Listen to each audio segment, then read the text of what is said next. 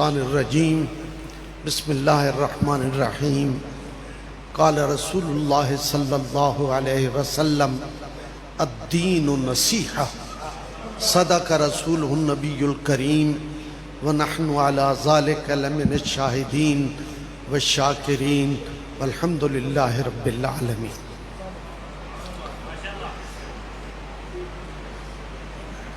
گرامی مرتبہ جناب صاحبزادہ محمد نور المصطفیٰ رضوی صاحب، آپ کے رفقا، آپ کو چاہنے والے، 20 سال کی خدمت کی گواہی یہ ذرہ ذرہ دے رہا ہے کہ آپ نے اپنے دین کی نصیحت کو عام کیا ہے۔ حضرات محترم، میں وہ حقیقت تو یہ ہے کہ میرا قوت حافظہ یاداشت ٹھیک نہیں ہے، میں بات کرتے ہوئے بھول جاتا ہوں کہ اس سے آگے میں نے کیا کرنا ہے، اس لیے میں بہت زیادہ گفتگو نہیں کرتا۔ میں کوشش کرتا ہوں کہ میرے دائیں بائیں جو بیٹھے ہوئے علم کے پہاڑ ہیں وہ گفتگو کریں، وہ بات پیغام پہنچائیں، وہ اللہ کے نبی کا یہ پیغام دنیا تک لے کے جائیں۔ لیکن وہ اصل میں نے اپنے پیر و مرشد حضور پیر سیال لجپال حضرت خواجہ شمس العارفین رحمۃ اللہ علیہ کے ملفوظات کی ایک کتاب ہے جس کا نام ہے مرآۃ العاشقین، عاشقوں کا آئینہ۔ وہ اس میں آپ ارشاد فرماتے ہیں، جناب میری گزارش ہے، مجھے نعروں کی ضرورت نہیں ہے، اور یہ وہ جانور، وہ چیز جو بغیر بھاڑے کے ملے تو اس کو بھاڑے پہ لگانا یہ کوئی ٹھیک کام نہیں ہے۔ تو اس لیے مہربانی فرما کر یہ دونوں کام نہ کریں، نہ آپ نعرے لگائیں اور نہ یہ جو آپ پیسوں کی برسات کرتے ہیں اس کو بھی روک لیں، تاکہ میں بھاڑے کے بغیر ہی ملتا رہوں اور میں اپنی ڈیوٹی دیتا رہوں۔ حضرات محترم، حضور پیر سیال لجپال ارشاد فرماتے ہیں، آپ کی اس کتاب جو ملفوظات کی کتاب ہے مرآۃ العاشقین جس کا نام ہے، اس میں سکندر بادشاہ کا واقعہ بیان فرماتے ہیں۔ آپ فرماتے ہیں سکندر بادشاہ اپنے نکلا تھا اپنی بستی سے، یونان سے، اور دنیا کو فتح کرتا کرتا وہ آگے بڑھتا۔ اسی طرح راستے میں کوئی شہر آیا تو اس کے اوپر اس نے حملہ کیا اور اس کو مفتوح کر لیا، اور اس کے اوپر وہ غالب آ گیا۔ شہر کے لوگوں نے، اس کے حکمران نے دروازے کھول دیے، اپنے آپ کو اس کا باج گزار بنا لیا۔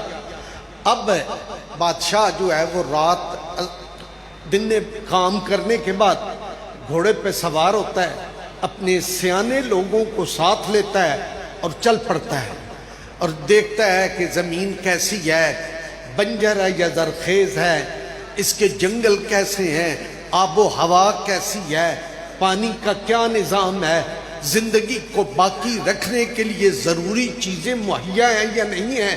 تو بادشاہ گھوڑے پہ سوار گرداوری کر رہا ہے، دیکھ رہا ہے، زمینوں کو جانچ رہا ہے، اپنی مملکت میں جو اس نے نیا حصہ شامل کیا اس کی نگہداشت کر رہا ہے۔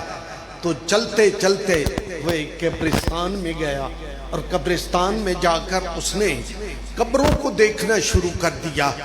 آج مصیبت یہ ہے کہ ہم اس شہر خاموشہ کے اسباق یاد نہیں کر رہے ہوتے کہ یہ بھی تو کچھ کہہ رہے تھے، یہ بھی تو اپنے وقت کے سلطان تھے، یہ بھی تو ایک بادشاہی کی مملکت کی نگہداشت کرتے رہے۔ بندے وہاں نہیں جاتے، وہاں جو ہے وہ اسی طرح بادشاہ گیا، ایک قبر کے پاس پہنچا، وہاں اس کی قبر کے سرانے پہ ایک کتبہ لگا ہوا تھا جس میں لکھا تھا کہ اس میں جو آدمی ہے نا اس کا نام یہ ہے اور اس کے باپ کا نام یہ ہے اور اس کی عمر 2 سال ہے۔ وہ اگلی قبر پہ بڑھ گیا، اس کے کتبہ پہ لکھا تھا اس آدمی کا نام یہ ہے اور اس کے باپ کا نام یہ ہے اور اس کی عمر 6 ماہ۔ اسی طرح وہ چلتا چلتا سارے قبرستان کو گھوم کے اس نے دیکھا، ہر قبر کے اوپر جو کتبہ لگا تھا اس پہ لکھا تھا کہ اس کی عمر 2 سال، اس کی عمر 1.5 سال، اس کی عمر سال، اس کی عمر 6 مہینے، اس طرح وہ کر کے بادشاہ سر پکڑ کے بیٹھ گیا۔ کہنے لگا شہر کے سیانوں کو بلاؤ، یہاں کے لمبردار کو بلاؤ، یہاں کے چودھری کو بلاؤ، یہاں کے سیانوں کو بلاؤ۔ بلا کے پوچھا یار جب تم میری فوج سے لڑ رہے تھے تو تمہارے یہاں جوان لوگ بھی تھے، ادھیڑ عمر بھی تھے، بڑی عمر کے لوگ بھی تھے، بچے جو جوان ہو رہے تھے وہ بھی تھے، سارے میرے ساتھ لڑے، زندگی کے مختلف صورتوں کی عکاسی کر رہے تھے، تو یہاں تمہاری قبروں پہ لکھا ہے اس کی عمر 1.5 سال، اس کی عمر 6 ماہ، اس کی عمر 2 سال، یہ کیا ماجرا ہے؟ تو بادشاہ کے سامنے کھڑے ہو کے کہنے لگے بادشاہ سلامت، یہ جو ہے نا موت کا سفر، یہ سچا سفر ہے، یہاں ہم زندگی کے جھوٹ نہیں لکھتے، ہم لکھتے ہیں کہ عمر ان کی 63 سال تھی، عمر ان کی 70 سال تھی، عمر ان کی 50 سال تھی، لیکن وہ لمحے جو اس مالک کی یاد میں گزرے وہ صرف اتنے ہی بنتے ہیں، کسی کے 4 سال، کسی کے 2 سال، کسی کا 1.5 سال۔ حضرات محترم، میں اس لمحے کو غنیمت سمجھتا ہوں اپنے لیے کہ وہ مخصوص لمحے، عمر تو بہت گزر گئی، عمر تو لمبی بیت گئی، غفلت کے مزے لیتے ہوئے گزر گئی، لیکن شاید اس سچے وقت میں، سچے حساب میں یہ لمحہ میرے اور آپ کے کام آ جائے۔ ہم اسی لمحے کی تلاش میں یہاں حاضر ہوئے تھے۔ حضرت مولانا عبد الکریم محدث عبدالوی ایسی شخصیت تھے، جب ہم ابھی بچپن سے لڑکپن کی طرف جا رہے تھے تو اس وقت دربار امیر الصالحین رحمت اللہ علیہ کے اوپر جو بھی عرس ہوتا اس میں 2 لوگوں کا خطاب ہوتا تھا، ایک مولانا نور محمد ایوبی تھے، ایک وہ، اور ایک حضرت محدث عبدالوی، یہ دونوں بندوں کے وہاں خطاب ہوتے تھے، اور کوئی کسی کو اجازت نہیں ہوتی تھی کہ وہاں گفتگو کرے۔ جو اپنے پیر کے اتنے محبوب ہوں، جو اس کے دل میں رہتے ہوں، جو ان کی نگاہوں میں سجتے پھپتے ہو، تو ان جیسا بڑا انسان کون ہو سکتا ہے؟ میں یہ سمجھتا ہوں کسی بھی انسان کی بڑائی اس کے قد اور بت سے نہیں ہوتی، اس کی اولاد سے ہوتی ہے، اس کی کاموں سے ہوتی ہے، اس کے کارناموں سے ہوتی ہے۔ ہمیں انتہائی خوشی ہے اللہ کریم نے قبلہ عبدالوی صاحب کو جتنی بھی اولاد بخشی ہے، سارے کے ساروں کو وہ دین کی شناخت ہے انہی کی وجہ سے نصیب ہوئی۔ میری دعا ہے اللہ تعالیٰ یہ سلسلہ خیر ہمیشہ قائم و دائم رکھے اور رکھے۔ حضور کی حدیث پاک میں نے عرض کی، جتنے بھی دین اس دنیا میں آئے ہیں نا، ان میں کوئی نہ کوئی خصوصیت ہوتی ہے، کوئی نہ کوئی قرہ امتیاز ہوتا ہے، کوئی نہ کوئی بنیادی چیز ہوتی ہے جو اس کی شناخت بنتی ہے۔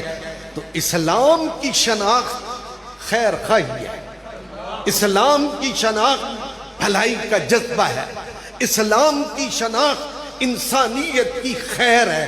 اس لیے اللہ کے نبی نے ارشاد فرمایا الدین نصیحہ، جہاں دین ہوگا وہاں خیر خواہی ہوگی، جہاں خیر خواہی ہوگی وہاں دین ہوگا، اور جہاں خیر خواہی نہیں ہے تو سمجھ لو دین کہیں چلا گیا۔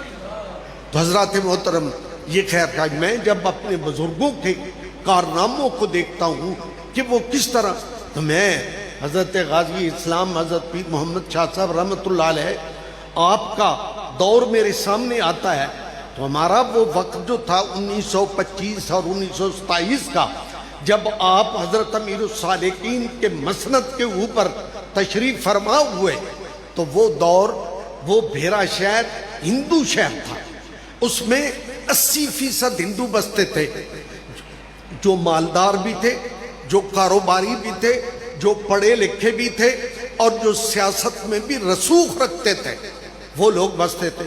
اور مسلمان جو تھے غریب تھے، اور ان کو کوئی علم سے محروم تھے، جہالت تھی ان کے پاس، تو وہ اللہ کا بندہ ہر دروازے پہ جا کے مسلمان کے دروازے پہ دستک دیتا اور جا کے کہتا اپنے بچوں کو سکول بھیجو، یہ پڑھیں، یہ اچھے انسان بنے اور آنے والے وقت کے زندگی کی ذمہ داریوں کے تقاضے پورے کریں۔ تو وہ کہتے جی جو سرکاری سکول ہے نا، اس کا ٹکا آدھا ٹکا فیس ہمارے پاس نہیں ہے، آپ مہربانی کریں تو آپ ہمیں رہنے دیں۔ آپ فرماتے میں ٹکے میں دوں گا، بستہ میں دوں گا، کتابیں میں دوں گا، بچہ تم دے دو۔ یہی ہے الدین و نصیحہ۔ اور آپ کے اس دور میں جس طریقے سے آپ نے اس دین کی خدمت کی، اور پھر اس میں سے جو لوگ پیدا ہوئے، ان میں حضرت محدث ابدالوی بھی۔ حضرات محترم، یہ وہ خیر اور بھلائی کا سفر ہے جو اللہ تعالیٰ نے اپنے ان بندوں کے ذریعے ہمیں عطا کیا ہے۔ آج الحمدللہ دارالعلوم محمدیہ غوثیہ وہ اس وقت یونیورسٹی بن چکا ہے، اور اس کو قائم ہوئے تقریباً 96 سال ہو گئے ہیں۔ 4 سال کے بعد اس کے اوپر 1 صدی گزر جائے گی۔ اسی لیے حضور ضیاء الامت نے ارشاد فرمایا تھا، جب 1400 ہجری کا آغاز ہوا تھا نا، تو آپ اپنے کمرے سے نیچے تشریف لائے اور تمام طلباء کو اکٹھا کر کے ان کو ارشاد فرمایا، میرے بچوں، جس منزل کی طرف تم چل رہے ہو، رات دن محنت کر رہے ہو، میں تمہیں بتا رہا ہوں آنے والا وقت دارالعلوم محمدیہ غوثیہ۔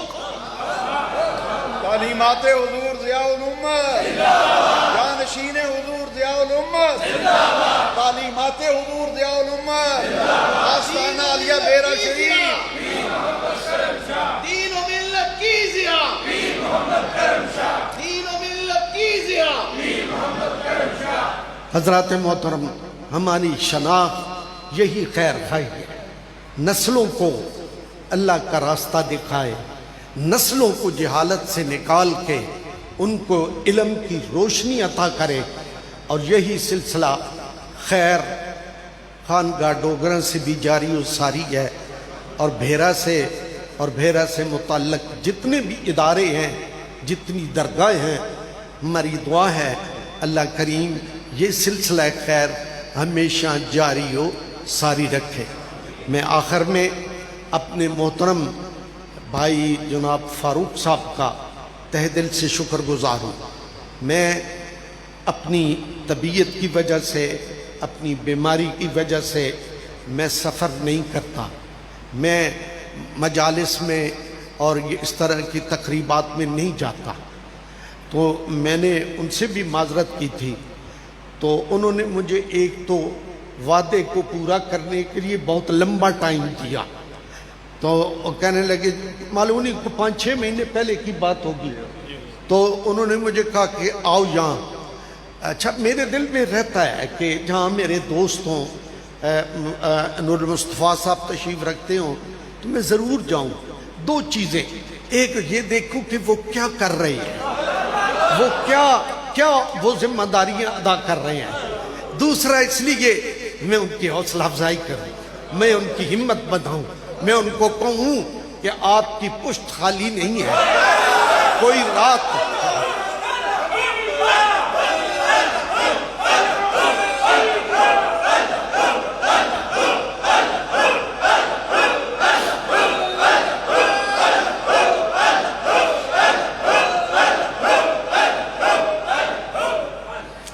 اس لیے بھی میں آتا ہوں کہ وہ جو کارنامے سر انجام دے رہے ہیں اس کو دیکھ کے میرا دل خوش ہو، میں اللہ کا شکر ادا کروں، اور اس لیے بھی کہ میں انہیں بتاؤں آپ اکیلے نہیں ہیں، اس سفر کے جو آپ مسافر ہیں نا، ہم بھی آپ کے ساتھ ہیں۔ اللہ تعالیٰ ان کو دن دگنی رات چوگنی ترقی عطا فرمائے، اس سلسلہ خیر کو ہمیشہ جاری و ساری رکھے۔ دارالعلوم محمدیہ غوثیہ جو الکرم انٹرنیشنل یونیورسٹی بننے جا رہا ہے، میں آپ سب سے اس میں آپ کی دعاؤں کا بھی درخواست گزار ہوں اور آپ کے تعاون کا بھی درخواست گزار ہوں۔ میں فاروق صاحب، انہوں نے مجھے بڑا لمبا ٹائم دیا آنے کے لیے، سوچنے کے لیے۔ پھر میں یہ دیکھتا ہوں، میرے پاس ایک دوست آیا، اس نے کہا جی مجھے ٹائم دیں، تو میں نے کہا کہ میں 2 سال بعد آؤں گا۔ تو کہنے لگا لکھیں یہاں۔ میں نے اس کی ڈائری پہ لکھ دیا کہ فلاں تاریخ 2 سال پورے ہوں گے میں آؤں گا۔ تو ایک دن میں نے دیکھا وہ بیٹھا ہوا تھا، مسکرا رہا تھا۔ میں نے کہا کیا ہوا؟ کہنے لگا 2 سال ہو گئے۔ تو میں نے سمجھا کہ پھر جو بندہ کوئی دعویٰ، کوئی وعدہ کرے، وعدے کا دن تو آ ہی جانا ہے، اس لیے اللہ نے بھی جو وعدہ بندوں سے کیا ہوا ہے اس دن نے آ جانا ہے، تو اس کی تیاری رکھا کریں۔ اللہ تعالیٰ آپ کے لیے۔ اور ایک اور انہوں نے میری بڑی مدد کی اور مجھے بہت خوشی ہوئی کہ مجھے اللہ کریم نے، میں یہ سمجھتا ہوں کہ 1837 میں حضور امیر الصالحین رحمۃ اللہ علیہ نے اس دربار شریف کی خیر و برکتوں کا آغاز فرمایا تھا، اور آج تقریباً یہ یوں سمجھ لیں کہ 200 سال ہو گئے ہیں، اس عمل کو 200 سال ہونے والے ہیں۔ حضور امیر الصالحین کا دن کہاں بیتتا دربار شریف پہ، اور اس میں روزے سے ہوتے، اور رات کیسے گزرتی دریاؤں کے کناروں پہ، دریا کے کنارے پہ موٹے موٹے مچھروں میں، ٹھنڈی ہواؤں میں، سردی کی راتوں میں۔ تو ایک بار آپ وضو کرنے کے لیے دریائے جہلم کے اندر تشریف لے گئے، وضو کرتے ہوئے آپ نے کلی 1 بار کی، 2 بار کی، 3 بار کی، 10 بار کی، 11 بار کی، کرتے کرتے کوئی 150-200 بار آپ نے کلی کی۔ تو آپ کا خادم بیٹھا ہوا تھا، وہ دیکھتا رہا۔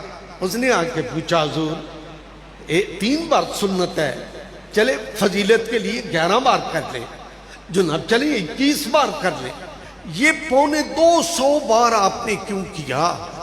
تو آپ نے فرمایا امیر شاہ کا منہ گندا ہے، میرے رب کا نام پاک ہے، میں اس لیے دھو دھو کے یہ کر رہا تھا۔ یہ وہ لوگ ہیں۔ آپ کا اور آپ کے ساری زندگی اسی یاد میں گزری۔ حضور غازی اسلام کے بارے میں تو آپ سنتے رہتے ہیں، آپ کا دن روزے سے، آپ صوم داؤدی کرتے تھے، ایک دن روزہ ایک دن چھٹی، ایک دن روزہ ایک دن افطاری۔ تو راتوں کو کیا کرتے؟ حضور ضیاء الامت سے مقابلہ۔ وہ کیا مقابلہ؟ آپ اوپر نوافل شروع کرتے، حضور ضیاء الامت کو کتابیں دے کے بیٹھاتے، تم یہ پڑھو، ادھر وہ نفل پڑھتے ہوئے اپنے بیٹے کی بلند اقبالی کی دعائیں کر رہا ہے، اور وہ کتابوں میں لگا ہوا ہے۔ آپ فرماتے میں یہ جو پروانے اڑتے ہیں نا، میں ان سے مقابلہ کرتا تھا کہ تو زیادہ جاگے گا یا میں زیادہ جاگوں، تو زیادہ اپنے اس پیاری چیز سے اس کے اوپر قربانی دے گا۔ تو حضرات محترم، یہ سلسلہ خیر چل رہا ہے، اللہ کی بارگاہ میں ہم سب دعا گو ہیں۔ تو میں یہ سمجھتا ہوں کہ اس 200 سال کی ریاضت اور تپسیا کی قبولیت جو ہے وہ اس صورت میں ہے کہ ہمارے ایک دوست جو ساؤتھ افریقہ میں رہتے تھے، انہوں نے منہ مبارک جو ہے وہ ہمیں محبت کے طور پہ بطور تحفہ دیا۔ تو میں کافی عرصہ سوچتا رہا کہ میں اس کو لے آؤں نہ لے آؤں، اس کو کیسے سنبھالوں، اس کو کیسے رکھوں، اتنی نعمت کی حفاظت کیسے کروں۔ تو مجھے اس کے لیے ضرورت تھی کہ کوئی ایسی چیز ہو جس میں وہ میں رکھوں، محفوظ بھی ہو، خوبصورت بھی ہو، شاندار بھی ہو۔ تو اتفاق سے فاروق صاحب میرے پاس آئے، تو میں نے کہا کہ اس طرح کی مجھے ایک ضرورت اور تشویش ہے۔ تو انہوں نے کہا جی یہ کام ہم کریں گے۔ تو وہ 21 رمضان کو ہمارا خیال تھا کہ ہم جو ہے وہ موئے مبارک اسلام آباد سے بھیرا لائیں گے، لیکن وہ کرونا کی وجہ سے اور اس کے ایس او پیز بہت سخت سٹرانگ تھے، اور خود میں ان کی NCOC کا ممبر بھی ہوں، تو مجھے اچھا نہیں لگا کہ اس میں حضور کی تشریف آوری کی کسی چیز کی تو پروانوں نے تو آنا ہے، تو میں کیسے روکوں گا انہیں؟ تو ہم نے یہ طے کیا کہ ہم حضور ضیاء الامت رحمۃ اللہ علیہ کے عرس مبارک کے اوپر ہم یہ نعمت جو ہے بطور شکرانہ اس کو لے آئیں گے، اور اس کی زیارت سے خود بھی اور آپ سب دوستوں کو بھی مشرف کروائیں گے۔ تو یہ اس میں انہوں نے میری بڑی مدد کی، میری مشکل کو آسان کیا۔ میں کئی اور دوستوں کے پاس جن کے پاس یہ اللہ کا انعام موجود ہے میں نے دیکھا ہے، لیکن جس محبت سے یہ بنوا کے لے گئے ہیں وہ سارے کا سارا ایک جو سیٹ ہے وہ اپنی مثال آپ ہے۔